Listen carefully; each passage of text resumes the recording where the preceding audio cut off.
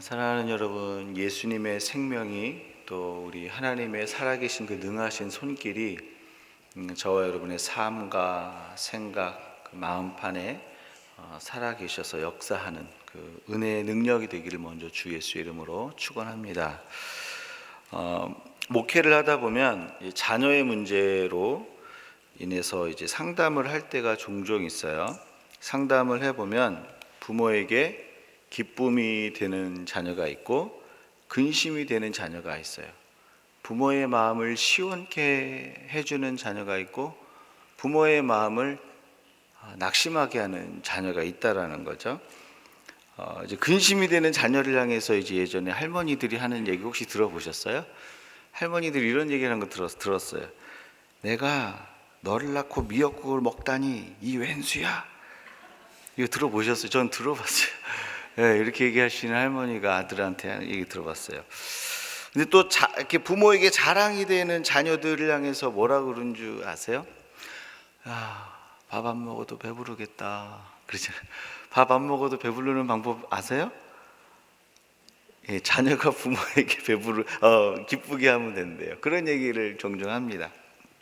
여러분, 그런데 성도도 마찬가지입니다. 하나님께 근심과 슬픔을 주는 성도가 있고 하나님께 영광과 찬송과 기쁨을 주는 성도가 있어요. 하나님께 영광과 찬송과 기쁨을 주는 성도는 어떤 성도일까요? 하나님의 마음을 시원케 해드리는, 하나님의 뜻을 알기 원하는, 하나님이 뭘 좋아하실까? 하나님이 나를 통해서 뭘 하기 원하실까? 그 하나님의 마음을 오히려 하나님 마음 아픈 곳을 찾아가고 하나님의 마음을 시원케 해드리는 그런 자가 하나님의 영광이 되고 하나님께 찬양이 되고 하나님께 기쁨이 되는 그런 성도일 겁니다. 그런 대표적인 성경의 인물이 있는데 그 사람이 누구냐면 다윗이에요. 다윗이 사도행전 13장 22절에 보면 사도가 다윗의 이야기를 하면서 뭐라고 얘기했냐면 그는 하나님 마음에 합한 자를 합한 자. 여러분, 왜 다윗이 하나님 마음에 합할까요? 죄가 없어서요? 허물이 없어서요? 아니요. 다윗도 허물과 죄가 있었어요. 그런데 다윗이 하나님 마음에 합한 이유가 있어요. 뭐냐면 허물과 실수와 넘어짐과 연약함이 그 삶 속에서 계속 기록되어 있지만 그럼에도 불구하고 그 마음 중심에 불붙는 한 가지는 뭐였냐면 하나님이 뭘 원하실까? 하나님이 무엇을 기뻐하실까? 나를 통해서 하나님이 무엇을 하기 원하시나? 아니, 더 구체적으로 얘기하면 하나님이 나를 이 땅에 보내셨을 때 나를 통해서 하시고자 하는 그 일은 뭘까? 여기에 대한 고민이 있었다라는 거죠. 그러니까 실수가 있고 연약함이 있어도 다윗은 하나님 마음에 합한 사람이었어요. 여러분, 다윗이 하나님께 얼마나 기쁨이 됐고 마음이 합한 사람이었는지 이스라엘 왕들이 죽을 때 기준이 뭔지 아세요? 다윗이 얼마나 하나님을 기쁘게 하드렸고 마음이 합한 사람인지 다윗이 이스라엘 왕들이 죽었을 때 그것을 평가하는 기준을 통해서 알 수 있어요. 이스라엘이 딱 죽잖아요. 열왕기상하에는 무엇이라고 나와 있냐면 솔로몬이 다윗의 길로 행하지 아니하였더라. 그가 다윗과 같이 하나님 앞에 정직하였더라. 그는 하나님 앞에 다윗의 길을 쫓지 아니하였더라. 이스라엘의 모든 왕을 평가할 때 누구를 기준으로 두라면 그가 다윗의 길로 행하였느냐, 그가 다윗의 길을 따르지 아니하였느냐, 이걸 기준으로 뒀어요. 무엇을 얘기합니까? 다윗은 하나님의 마음을 시원케 드리는 사람, 다윗은 하나님의 마음에 합한 사람, 다윗은 하나님께 영광이 되고 기쁨이 되고 찬송이 되는 사람이었다라는 거죠. 여러분, 오늘 하나님은 성도의 삶이 하나님께 영광과 찬송과 기쁨이 될 수 있다라고 선포하고 계세요. 사랑하는 여러분, 저와 여러분은 여전히 허물이 있고 죄가 있고 실수가 있고 넘어짐이 있어요. 그렇죠? 그렇게 다 연약함이 있어요. 그럼에도 불구하고 저와 여러분의 삶은 하나님께 영광과 찬송이 되는 삶이 될 수 있어요. 그 삶을 갈망하셔야 돼요. 그 삶이 저와 여러분의 소망이 되셔야 돼요. 여러분, 여기에서 다른 더 나아가는 다른 소망들은요, 우리를 부패하게 만들어요. 죄송하지만 내 꿈을 이루는 것도, 내 소원을 이루는 것도, 내 인생의 계획이 성취되는 것도 여러분 사실은 온전한 소망이 아니에요. 이걸 아셔야 돼요. 여러분 믿으십니까? 내 소망이 이루어지면 내가 잘 됩니까? 아니요. 내 소망을 이루는 것보다 하나님은 더 큰 꿈이 있어요. 이 세상 사람들은 그냥 꿈만 꿔요. 근데 하나님은 그렇지 않아요. 고도원 씨의 꿈 넘어 꿈이라는 책 들어보셨어요? 읽어보셨어요? 꿈 넘어 꿈이 있어요. 여러분 그거 아셔요? 그냥 이 세상 사람들은 꾸는 꿈은 꿈인데 하나님이 주시는 꿈은 꿈 너머의 꿈이에요. 인간 너머의 꿈, 하나님이 나를 통해서 이루시고자 하는 그 꿈이 있다는 사실을 기억하셔야 돼요. 그 꿈이 뭔지 아세요? 저와 여러분이 꿈꿔야 될 소망, 그게 바로 하나님께 영광과 찬송과 기쁨이 되는 거예요. 이거 꿈꾸는 사람이 많지 않더라고요. 목사님 그게 꿈이에요? 아이고 째째, 아이고 시시해. 여러분 우리가 꾸는 꿈은 나를 만족시키는 꿈이지만 하나님을 기쁘시게 하는 꿈은요, 하나님께 찬송과 영광이 되는 꿈은요, 하나님을 만족시키기 때문에 온 세상을 만족시키는 꿈이에요. 차원이 다른 거예요, 여러분. 성도는 내가 기도할 때마다, 너희를 위해서 기도할 때마다 항상 기쁨으로 간구하게 됐다라는 거예요. 여러분 우리가 일반적으로 하나님께 우리가 영이 통해 있고 성령에 끌려 기도를 하고 기도하면서 주의 뜻을 발견하고 주의 음성을 듣는 사람은요, 그 기도할 때 하나님께서 그 사람을 향한 마음을 부어주세요. 그러니까 내가 기도할 때 기쁨으로 간구했다라는 건 뭐냐면 하나님께서 그 사람을 향한 그 기쁨의 마음이 있기 때문에 그 마음을 부어준 거예요. 여러분 제가 믿으세요? 제가 이상하게 들리세요? 기도하는데 그 사람을 향한 하나님의 마음을 부어주십니까? 예, 부어주세요. 그 증거가 어디냐면 사무엘과 사울이에요. 사울이 하나님을 떠났어요. 그 모습을 보고 사무엘이 밤새 울며 기도합니다. 하나님 어찌하여 그랬더니 뭐라 그래요? 내가 저를 이미 버렸다. 하나님께서 사울을 향한 그 근심과 걱정과 고통의 마음을 사무엘에게, 기도하는 사무엘에게 다 쏟아부어 주시는 거예요. 내가 이미 저를 버렸다. 뭔지 아세요? 여러분 기도할 때 하나님이 기뻐하시는 사람을 위해서 기도하면요, 하나님이 그 사람을 향해서 기뻐하는 그 마음이요, 기도자에게 다 부어지는 거예요. 위로하기 원하는 자들은요, 위로의 마음이 그 기도하는 자에게 다 부어주는 거예요. 그래서 그 사람을 향해서 흘러가는 거예요. 하나님이 저 사람 위로하기 원하시는구나. 하나님 저 사람 기뻐하시는구나. 하나님께서 저 사람을 근심하시는구나. 하나님 앞에 기도하는 사람들이 이게 보여지거든요. 하나님이 알려주시니까. 근데 오늘 빌립보 교회는 기도할 때 보니까 사도 바울이 기도할 때마다 하나님이 기쁨을 부어주시는 거예요. 이거 무엇을 얘기합니까? 빌립보 교회 성도들이 하나님 앞에 기쁨과 영광과 찬송이 되었다는 사실을 증명해 주는 거예요, 여러분. 오늘 빌립보 교회는 하나님 앞에서 기쁨과 영광이 되었어요. 오늘 저와 여러분이 소망이 여기에 매이셔야 돼요. 저와 여러분의 소망이요, 단순히 내 꿈과 내 계획을 이루는 2차원이 아니에요. 저와 여러분의 연약하지만, 죄가 있지만, 실수가 있지만, 부족하지만, 내 힘은 연약하지만 저와 여러분의 소망은 단순히 내 꿈을 이루는 거기에 있는 존재가 아니라는 거예요. 하나님을 기쁘시게 할 만한 그 일들을 감당하기 위해서 창조되었어요. 오늘 빌립보 교회 성도들이 그렇게 창조되었고 부름받았어요. 그렇다면 이런 질문을 던져야 돼요. 그렇다면 빌립보 성도들이 어떤 모습이 하나님께 영광과 기쁨이 되었는가? 이 질문을 해야 돼요. 우리가 넘겨주시겠어요? 그 다음 그 질문. 빌립보 성도들의 어떤 모습이 하나님께 영광과 기쁨이 되었는가? 5절과 7절 중반입니다. 5절과 7절 중반 우리 같이 함께 읽습니다. 같이 읽겠습니다. 너희가 첫날부터 나의 매임과 복음을 변명함과 확정함에 너희가 다 나와 함께 은혜에 참여한 자가 됨이라. 여러분, 빌립보 교회는 누가 개척했을까요? 여러분 혹시 아세요? 빌립보 교회는 누가 개척했을까요? 예, 바울이 개척을 했어요. 바울이 개척을 했는데 재밌는 건 뭐냐면 바울이 교회를 개척을 해놓고 지도자들을 세워놓고 목회를 오래 안 했어요. 목회를 오래 안 하고 지도자를 세워놓고 데살로니가로 갔어요.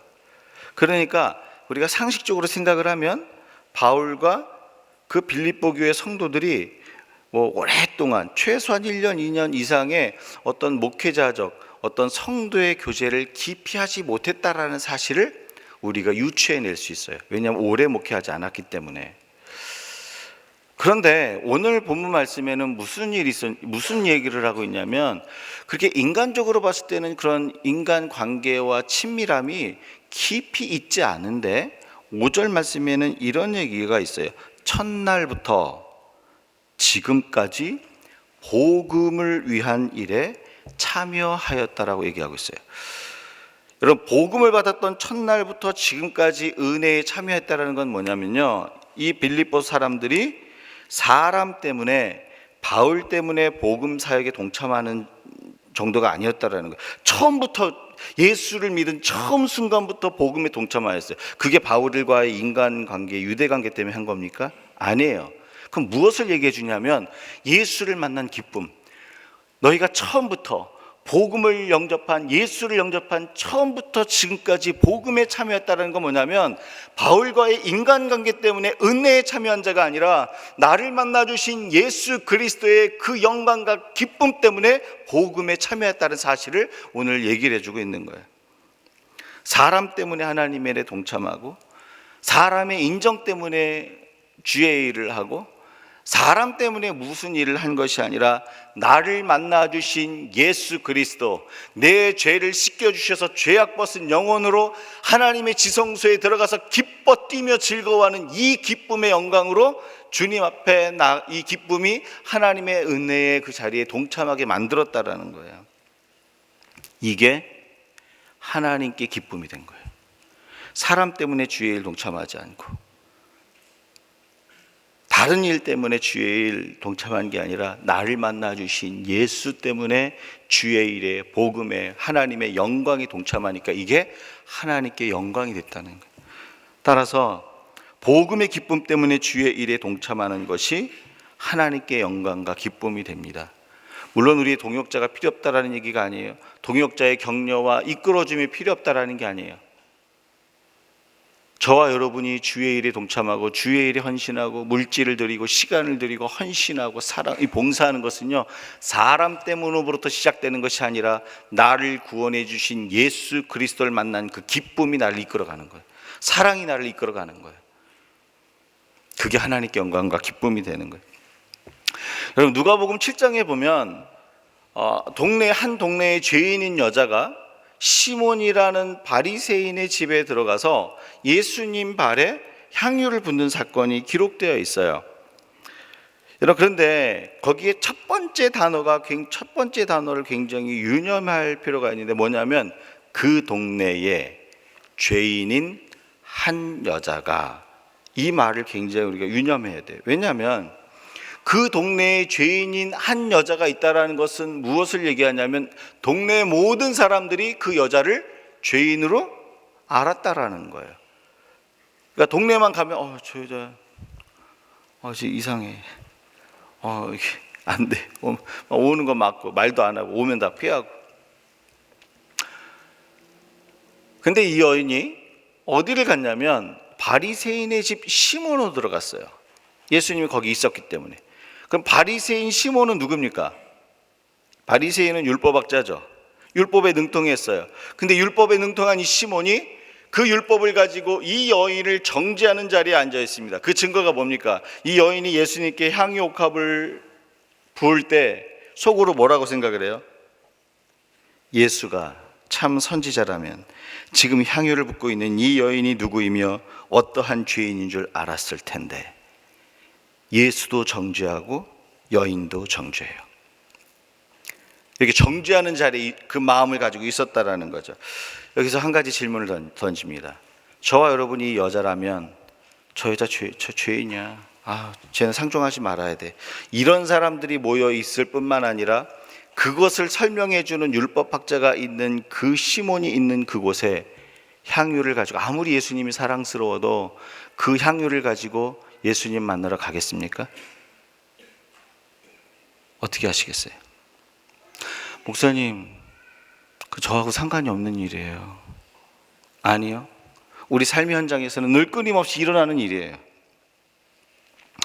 여러분, 이 여인이 자기를 향한 뜨거운 시선과 판단과 정죄가 있는 그 수많은 눈들이 있는데요, 사람들의 판단과 시선과 정죄를 뛰어넘어 바리새인의 집으로 들어갑니다. 그리고 들어가서 눈물로 예수님의 발을 적시고 그 머리털로 예수님의 발을 씻기고 닦아드리고, 그리고 그 발에 입을 맞추고 향유를 부어드려요. 그 여인을 향해서 예수님 뭐라 그러셨죠? 이 여인의 사랑함이 많기 때문이다. 그 사랑이 사람들의 시선을 뛰어넘게 만들었다는 거죠. 주를 기뻐하는 그 기쁨이, 구원의 기쁨이 사람의 시선과 판단과 정죄를 능히 뛰어넘어 주를 사랑하는 모습으로 나가게 만들었다는. 여러분, 이 여인이 사람 때문에 주님을 섬기는 사람이었다면 이 집에 안 들어갔어요. 이게 굉장히 중요해요. 단순히 사람의 평가를 얻고 내가 좋은 사람의 평가를 얻어야지. 여러분, 이런 유혹이 제일 많은 사람이 누군지 아세요? 목사예요. 우리 목사님 정말 좋아요. 이런 평가를 얻고 제일 싶은 사람이 앞으로 나와 있는 리더십들이에요.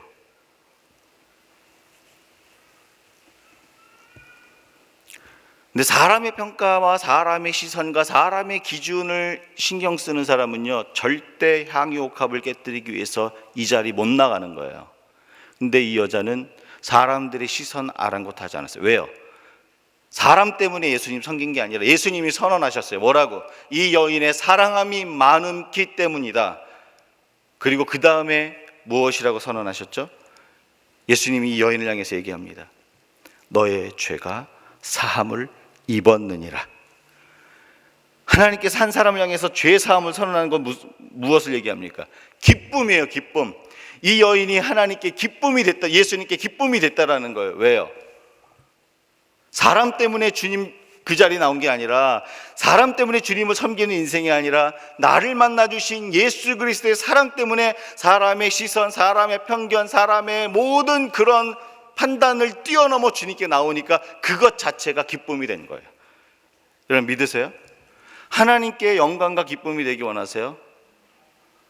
사람 때문에 주님을 섬기는 게 아니라, 사람에게 좋은 평가를 얻기 위해서 주님을 섬기는 게 아니라, 나를 구원하신 예수의 사랑이 나를 이끌어 가는 거예요. 그 나를 구원하신 예수의 사랑이 그 은혜의 자리에 동참하게 만들면 그 자체가 하나님께 영광이 되고 기쁨이 되는 거예요. 이것을 하기 위해서는 저와 여러분의 영혼에 구원의 기쁨의 폭축이 터져야 돼요. 영혼에서. 여러분, 이거 제가 몇 번 말씀드렸어요. 저와 여러분의 영혼에 기쁨의 폭축이 터져야 돼요.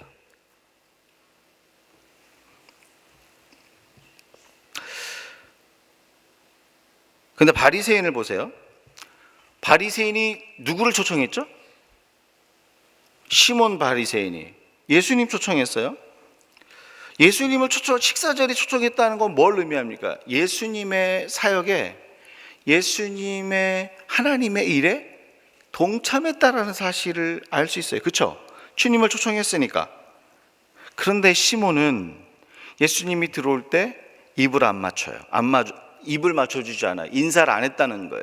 예수님이 들어올 때 발 씻을 물을 주지 않았어요. 예수님이 들어오실 때 머리에 발을 기름을 주지 않았어요. 이거 누구한테 하는 행동인지 아세요?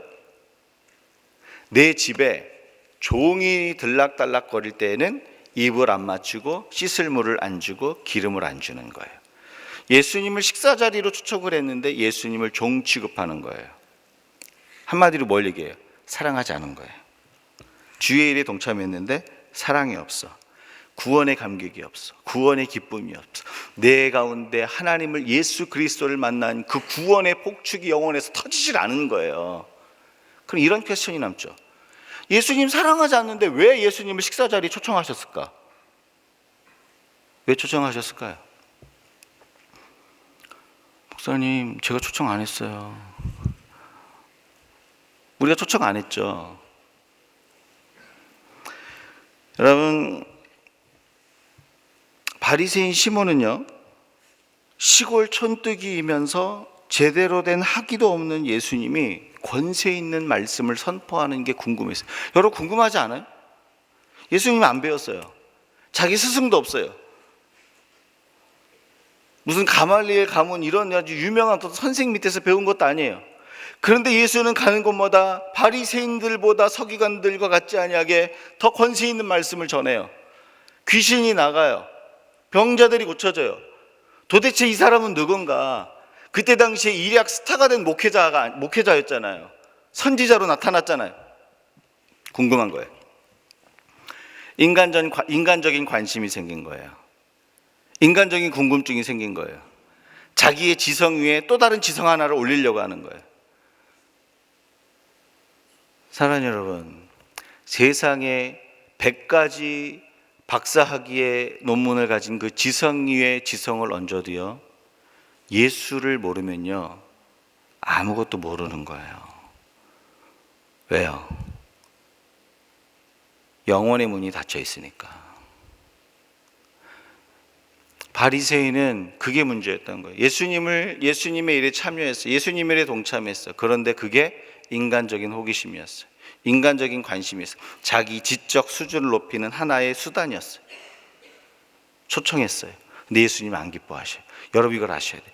인간적인 관심과 인간적인 어떤 그것에서부터 일어나는 그 예수님을 대한 섬김은요, 하나님이 기뻐하죠. 하나님께 찬송과 영광과 기쁨이 되지 않다는 거죠. 무엇을 얘기합니까? 복음의 기쁨이 없이, 구원의 감격이 없이 하는 일은요, 하나님의 기쁨이 안 되는 거예요. 그런데 나를 만나 주신 예수의 영광, 나를, 내 죄악 벗은 영혼을 가지고 하나님의 지성소 들어가서 춤추게 만들고 뛰게 만드는 그 기쁨, 그 기쁨을 가지고 주 앞에 들어가면요, 그게 하나님께 영광과 기쁨이 되는 거예요. 여러분, 그래서 이거를 소망해야 돼요. 저와 여러분의 소망은 단순히 내 꿈을 이루는 게 아니에요. 내 미래를 계획하는 게 저와 여러분의 이 땅을 보내준 목적이 아니에요. 여러분, 이거 아셔야 돼요. 오늘은 이번 올해까지는 인컴을 얼마 만들고, 내년까지는 우리 집을 어떻게 만들고, 그 다음에는 무엇을 쌓고 무엇을 하고 계획을 하지 말라는 게 아니라, 계획이 필요하죠.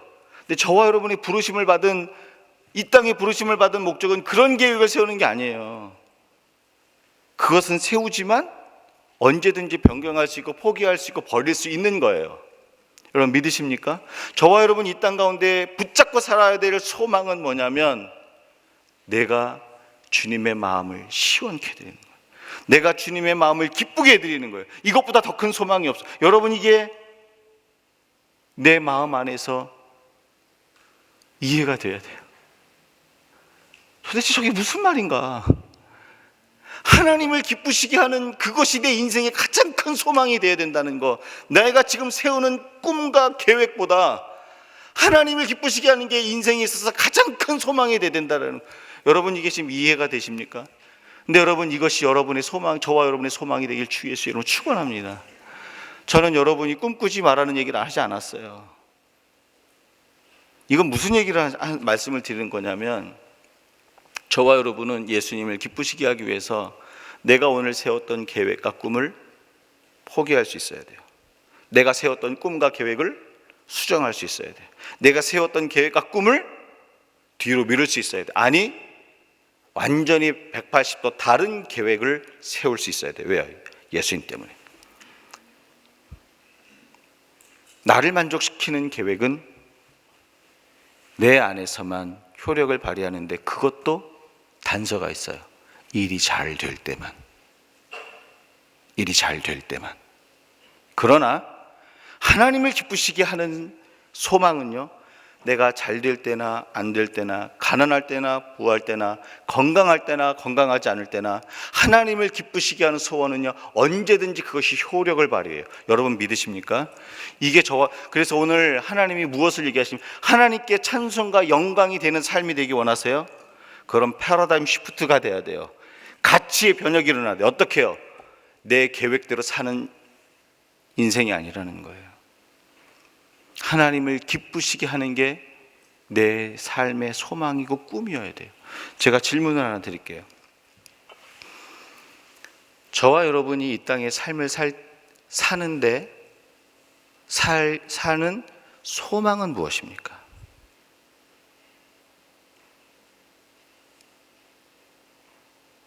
여기에 오늘 답을 아셔야 돼요.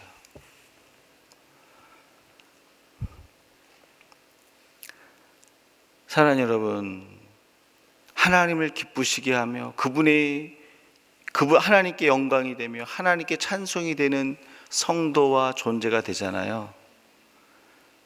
하나님께서 저와 여러분의 필요와 소원을 외면하지 않으세요.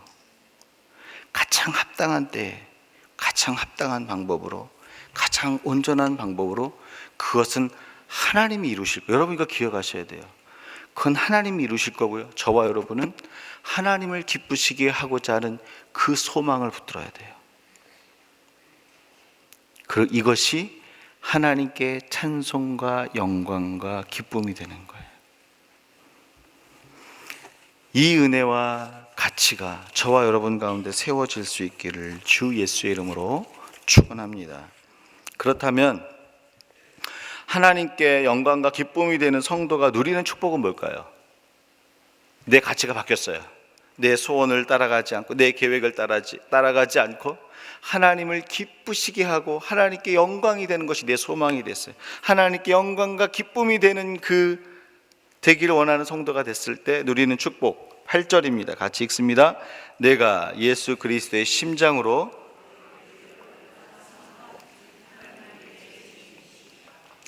여러분, 바울이 지금 누구를 사랑하고 있어요? 예수 그리스도의 심장으로 너희 무리는 누구예요? 빌립보 성도들이에요.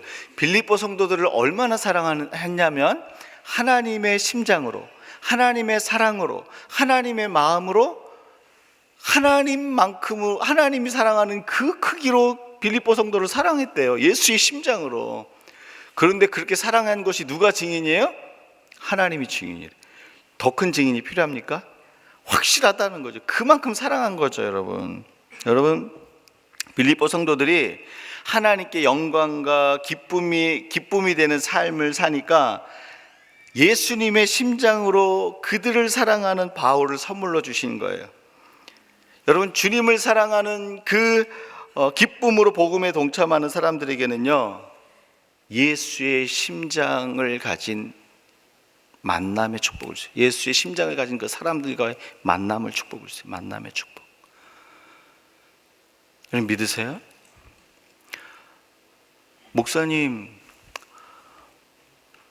나의 소망이 내 계획, 내 꿈, 내 미래를 이루는 게 아니라 성도의 소망은 예수를 기쁘게 하고 하나님을 기쁘시게 해드린다면 나는 어떻게 살아요? 살아보신 분은 그게 뭔지 알아요. 악어고기 드셔보셨어요? 뜬금없이 무슨 악어고기? 대답 좀 해보셔요. 악어고기 드셔보셨어요? 여보세요? 안 드셔보셨죠? 안 드셔보셨으면 말을 하지 마세요. 맛있어요. 근데 무슨 말인지 모르시죠? 먹어본 사람만 알아요. 저도 몰라요. 안 먹어봤어요. 이 얘기를 하는 이유가 있어요. 안 먹어본 고기 맛은 아무리 설명해도 못 알아듣는 거예요. 제 말이 틀립니까? 맞습니까? 마찬가지예요. 성도가 내 계획과 내 꿈을 이루는 게 내 소망이 아니라 하나님을 기쁘시게 해드리는 게 내 소망이라는 이 말은요, 그것을 경험해 보지 않으면 그 맛을 모르는 거예요. 그런데 주님께 찬송이 되고 주님께 영광이 되고 주님께 기쁨이 되는 이 소망을 가지고 가는 사람들에게 하나님이 주시는 축복이 있는데, 그게 뭐냐면 만남의 축복이에요. 관계의 축복이에요. 사람의 모든 일은 사람을 통해서 하나님이 해결해 가세요. 여러분 믿으십니까? 이 세상에는 내 힘으로 사는 사람이 있고 하나님의 능력과 전능자의 손길로 사는 사람이 있어요. 그건 저와 여러분의 선택과 결정 때문에 나타나는 거예요. 따라서 하나님께 영광과 기쁨이 되는 성도에게 주시는 축복은 만남의 축복, 관계의 축복이에요. 여러분 믿으십니까? 제가 한국에서 목회할 때 새가족부하고 전도부를 했었어요. 근데 저희 전도부 한 그 대원 중에 한 집사님이 어떤 분을 이제 소개해서 오셨는데, 그분은 어떤 분이냐면 아주 그때 당시 그게 2007년이었으니까 2007년으로부터 10년 전에 이 여자 성도분이 예수를 믿었어요. 한 2년간 믿었어요. 집사 직분도 받았어요. 근데 찬양하는 기쁨, 예배의 기쁨은 알았지만 세상이 너무 좋은 거야. 세상이 너무 기쁜 거야. 이 세상에 좋은 거를, 즐거움을 내가 놓고 어떻게 저기로 가나. 세상의 즐거움이 하나님을 섬기는 즐거움보다 더 컸어요. 점점 발을 멀리 했어요. 2년 후부터, 예수를 믿은 지 2년 후부터 예수를 안 믿고 교회를 딱 끊고 8년이 됐어요. 8년이 되는 그 시점부터 이분에게 뭐가 생겼냐면, 여러분이 귀에 보면 평형 감각을 유지해 주는 그 세반골이 있잖아요. 그 안에 돌이 있잖아요. 그런데 이 기관이 문제가 생겨가지고 이게 하늘이 빙빙빙 도는 거예요. 그래서 정상적으로 걸어갈 수가 없어요. 바깥에 나가질 못하는 거예요. 2, 3년 동안. 근데 이분이 더 큰 문제는 뭐냐면 잠을 누워서 못 자는 거예요. 왜냐하면 세상이 돌아가니까. 세상이 돌아서 막 미치는 거예요. 이분이 어떻게 온 밤을 지새우냐면 벽을 기대고 90도로 앉아 있는 거예요. 그러면 거의 잠 못 자요. 30분에서 1시간 잠자고 나면 깨는 거예요. 이게 2, 3년 되니까 이게 미치는 거예요. 어떻게 할 수도 없고. 그때 이분에게 뭐가 생각이 되냐면, 자기가 예전에 10년 전에 교회에서 찬양하고 불렀던 그 예수님이 생각나는 거예요. 그때부터 수개월 동안 예수님을 찾으면서 이분이 예수님, 제가 예수님께 예배하고 싶습니다. 예배하고 싶습니다. 근데 집 방 안에 갇혀서, 그 거실 안에 갇혀서 나갈 수가 있어야죠. 어지러워서 못 나가니까. 예배하고 싶습니다. 예배하고 싶습니다. 근데 이 집에 들렁달렁거리는 그 동네 주민이 한 분 있었거든요. 근데 저희 전도대원이 그분을 만난 거예요. 사실을 들은 거예요. 그래서 이분이 예배하기 원한다고. 그분 전화번호를 받아가지고 그분한테 전화를 했어요. 우리가 예배하러 가겠다고. 이 이야기를 듣고 이분이요, 한 번도 보지 못한 그 저희 전도대원한테 예배 좀 드려달라고. 그래서 우리 집사님들과 함께 2달 동안 일주일에 한 번씩, 매주 한 번씩 가서 예배를 드렸어요. 그리고 2달이 지났어요. 2달이 지난 시점에 이분이 저한테 뭐라 그러냐면 이렇게 얘기하는 거예요. 목사님, 제가 아직 온전치 않지만 교회에 가서 예배를 드리고 싶어요. 저를 좀 도와주세요. 그러는 거예요. 그래서 거기 전도하신 그 여자 전사님의 남자 집사님이 같이 함께 해서 주일날 이분을 모시고 옵니다. 그리고 3주가 지났어요. 그리고 나서 저한테 다시 전화가 왔어요. 목사님, 언젠지 모르겠는데 세상이 빙빙 돌아가는 게 나섰어요. 그러면서 이분 이런 고백을 했어요. 나는 힘들고 괴로워서 주님 찾고 예배했을 뿐인데 하나님께서 사랑과 위로의 사람들을 만나게 해주셨어요. 만나게 해주셨어요. 지금 무엇을 얘기합니까, 여러분? 주님을 지금까지 실수하고 연약하고 넘어져서 살았는데 그냥 주님 사랑하는 마음으로, 주님 예배하겠다라는 그 마음으로 주님께 동참하는 마음 가졌어요. 그랬더니 하나님께서요, 만남의 축복을 주시는 거예요. 하나님의 일하심과 역사하심을 보는 그 은혜의 손길을 펼치셨어요. 여러분, 집 안에만 앉아있는 이 여자 성도분이 어떻게 바깥에 있는 사람을 만날 수 있었을까요? 여러분 이거 재밌지 않아요? 집 안에만 앉아 있었던 사람이 어떻게 바깥에 있는 사람을 만날 수 있었겠어요? 하나님 불가능한 게 어디 있어요? 저 굴에 처박혀 있어도요, 하나님이 만나게 하시면 만나게 하는 거예요.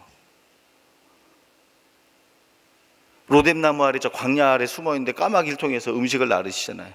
여러분 요셉이요, 강간 미수범으로 오해받아서 감옥에 갇혔어요. 감옥에 갇혔는데 그때 성경은 뭐라고 얘기했냐면, 그때에도 하나님의 은혜에 동참하는 삶을 살았어요. 뭐예요? 하나님과 동행하였다 그랬잖아요. 하나님과 동행했잖아요. 그러니까 은혜의 삶을 살아요. 그러니까 어떤 만남의 축복을 줍니까? 간수가 자기의 모든 감옥 일을 다 맡겨요. 만남의 축복이죠. 또 거기서 누구를 만납니까? 바로 왕에게 추천서를 써줄 술 맡은 관원장을 만나잖아요. 여러분, 하나님께 찬송과 기쁨과 영광이 되는 성도들에게 주시는 하나님의 축복은요, 삶의 문을 열어주고 때로는 은혜와 기쁨과 소망을 흘려보낼 만남의 축복을 주시는 거예요. 여러분, 기억하셔야 돼요. 룻기에 보면 룻이 고난과 어려움 가운데 있을 때 어머니 하나님, 나의 하나님 될 것이라 그러고 내가 하나님께 기쁨이 되기를 소망하고 나아갔잖아요. 그때 누구를 만나게 해주셔요? 보아스를 만나게 하시잖아요. 보아스. 여러분, 사도 바울 되기 전에 사울이 주님 만나고 나서 하나님 은혜의 그 복음에 전하는 그 일에 자기가 동참하기 위해서 누구를 만나게 하십니까? 아나니아를 만나게 하시잖아요. 그리고 바나바를 만나게 하시잖아요. 여러분 기억하셔야 돼요. 만남의 축복은요, 저와 여러분의 삶의 현장 가운데 소망과 능력과 은혜를 흘려보내는 역할을 하는 거예요. 하나님이 오늘 저와 여러분 가운데 요청하는 게 있어요. 뭐냐면 하나님께 찬송과 기쁨과 영광이 되는 성도가 되라고 이야기했어요.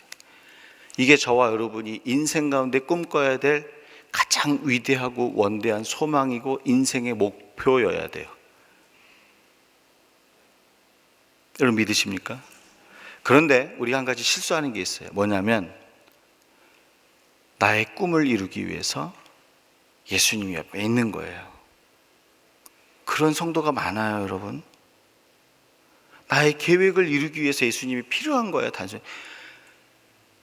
저는 이걸 필요 없거나 잘못됐다고 얘기하진 않아요.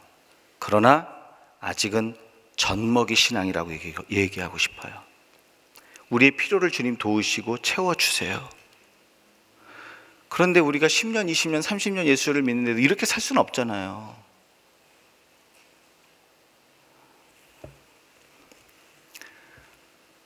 예수님이 내 꿈을 이루어주시고 관심이 있지만 내 꿈을 이루어주시기 위해서 옆에 계신 게 아니라 하나님의 그 꿈에 내가 동참할 수 있도록 죄가 있고 연약한 존재임에도 불구하고 하나님의 그 영광스러운 일에 동참할 수 있도록 나를 불러주셨다라는 그것에 동참함으로 하나님께 기쁨과 영광이 되는 이것이 저와 여러분의 소망이 되셔야 돼요. 그러니까 성도가 꾸는 꿈은 차원이 다른 거예요. 여전히 이 땅에 매여 있어서 예수님을 안다면 아직은 악어 고기를 못 드셔본 분이죠. 무슨 맛이신지 모르는 거죠. 근데 하나님 오늘 저와 여러분을 격려하고 계세요. 어떻게 해요? 너희가 쓰러졌을지라도, 너희가 넘어졌을지라도, 너희가 부족할지라도, 너희의 능력으로는 할 수 없을지라도 내가 너를 통해서 하고자 하는 그 위대하고 원대한 그 일에 함께 동참하자. 그것에 동참함으로 인해서 너가 나의 기쁨과 영광이 된다라고 선포하고 계셔요.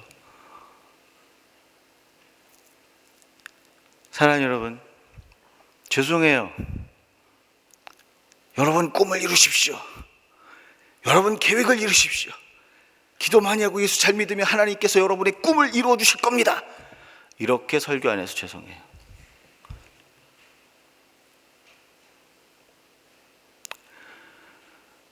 하나님의 부르심은 그 위에 있어요.